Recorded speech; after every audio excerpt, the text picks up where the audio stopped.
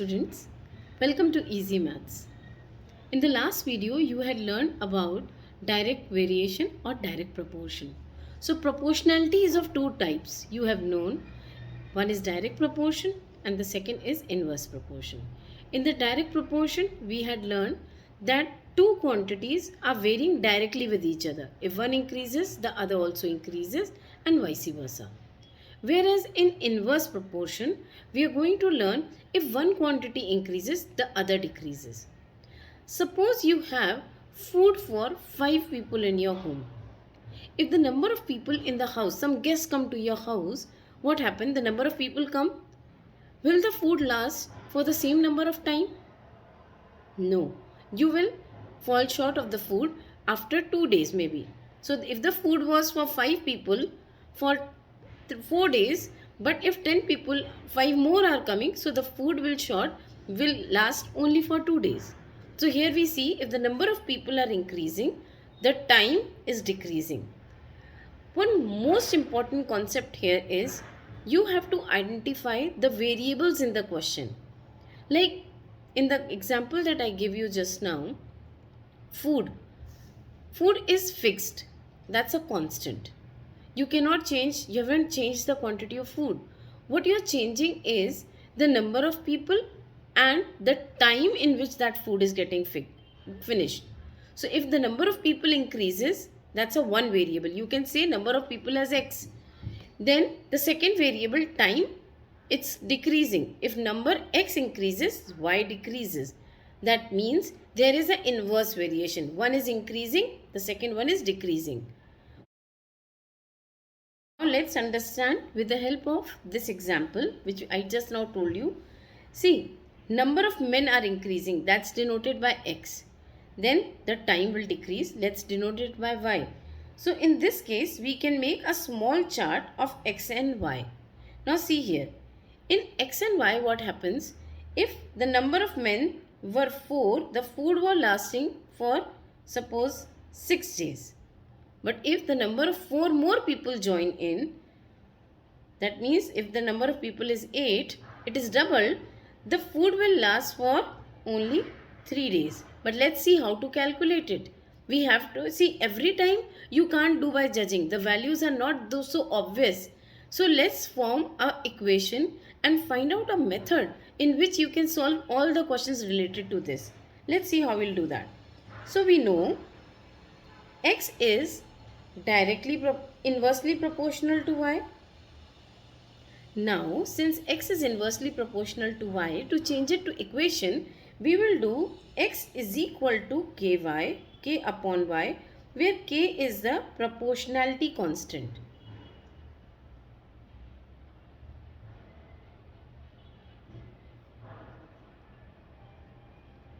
Constant means the value remains same. If I have to find out the value of K, it becomes XY. That means whatever be the value of X or whatever be the value of Y, for a particular question, XY will remain constant. What is constant in our case? In our case, the food is constant. But it cannot be quantified. We can't say. So here we say take an imaginary constant K, and for our case, when the value of days, so this is men and this is number of days, we can say if it was 4 into 6, that is 24.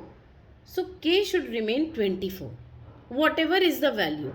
So in case 2, if X2 is 8, Y will be 3 because the product has to remain same.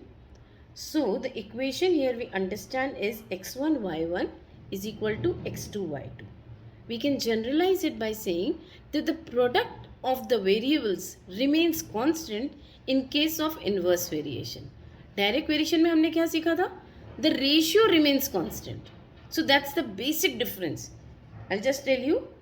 So in direct variation or direct proportion, X1 upon Y1 is equal to X2 upon Y2.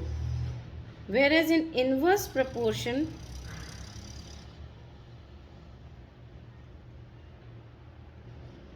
it is x1 y1 is equal to x2 y2 or is equal to x3 y3 and so on. So as many values you have, you'll be able to find. Let's do few example based on that and I hope the concepts get clear for you. And later on in my next videos, I'll be doing questions, videos related to time and work, days and work separately, and speed time questions also, because there are a lot of variations in these questions which need to be addressed. Let's do inverse variation right now. So the first question, if 15 men can paint a building in 24 days, how long will 9 men take to paint the same building? So my advice to you is, in every question, first make a chart that shows that you have read the question well. So there are men and days that are varying. We take men as x and days as y. So we also fix the variable here. The question says 15 men do the work in 24 days. We have to take out 9 men in how many days? Okay. We know men is inversely proportional to days. How do we know this? ज़्यादा लोग काम करेंगे तो कम दिन में काम हो जाएगा, कम लोग काम करेंगे तो ज़्यादा दिन काम करना पड़ेगा. काम तो सेम है. You have to do the same work. Here work is painting. It might be eating a chocolate. 5 men eating a chocolate, they'll finish it off in a particular time. But if the number of people increase, the chocolate will finish fast. So men is to days is always inversely proportional. That means it implies x is inversely proportional to y. It implies x1 y1 is equal to x2 y2. This is an important step, should be written here to tell the teacher that you have understood that the variation is inverse. So you will write this and then write this. This, if you don't write, maybe this portion you can skip. This is for yourself to understand. You can skip writing this, but the rest two are very important. Now 15 into 24 is equal to 9 into y2. I would suggest not to multiply. Better at this point of time, when you are in grade 8 or 9 or higher classes, you should be doing cancellation.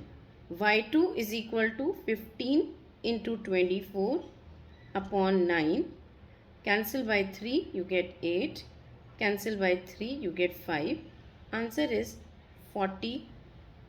So it implies 40 days is your answer. Let's move on to the next question. If 16 cows can graze a field in 30 days, how many cows can graze the same field in 24 days? So the field is constant here. Cows, number of cows, and days are the two variables, x and y. 16 cows, 30 days. 24 days, how many cows? We know x is inversely proportional to y. It implies x1 y1 is equal to x2 y2. It implies 16 into 30 is equal to x2 into 24. So x2 will be 16 into 30 upon 24. Cancelling by 6, you get 4, 5, 4 gets cancelled. Answer is 20. It implies 20 cows is your answer.